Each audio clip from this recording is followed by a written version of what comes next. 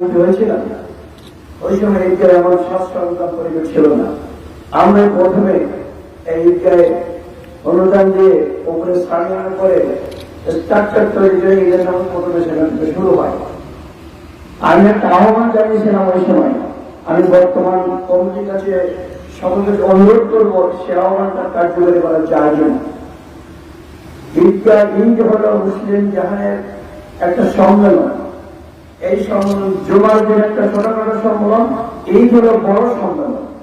এর পলিটিক্যাল দিকও আছে, আমরা সেটা চিন্তা অবশ্যই করি না।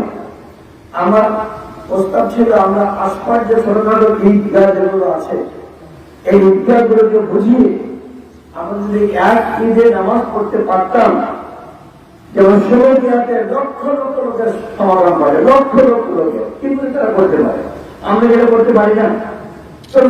নামাজ পড়ে হয় সেটা নামাজ হয়, কিন্তু একটা ভালোবাসা হৃদয়তার সম্পর্ক সেটা তেমন তৈরি হয় না। আমাদের সুনির্দিষ্ট প্রস্তাব থাকলো যে আমরা একটা মডিফিকেশন করে সহজে দিয়ে অন্তত 500